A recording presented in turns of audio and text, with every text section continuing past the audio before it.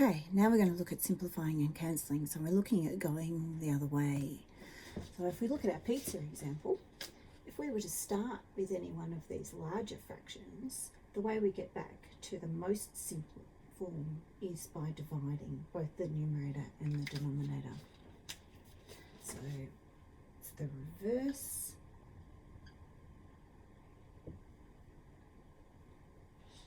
And we divide both the numerator and the denominator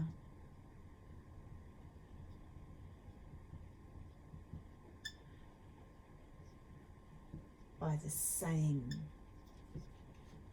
value. So let's have a look at a couple of examples. 42 over 70. So I don't know whether you can see straight away that you can divide both the top and the bottom by 14. But if you can't see that, then you might want to choose a number that you can see that divides both into top and bottom really easily. So that is completely up to you. If you can see that it's an even number, then you might want to divide by 2. If you see that it ends in a 5 or a 0, then you might want to divide it by a 5 or a 10. In this case, you might be able to see that you can divide both top and bottom by 7. So you might go, so divide by 7, divide by 7. So you're going to have 6 over 10. And then, of course, you can see that 6/10 is nowhere near the simplest, so that you could halve that again. And, of course, get to 3/5.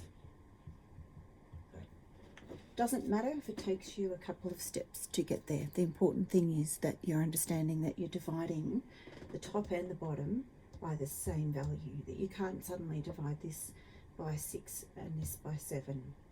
Or this by 3 and this by 5.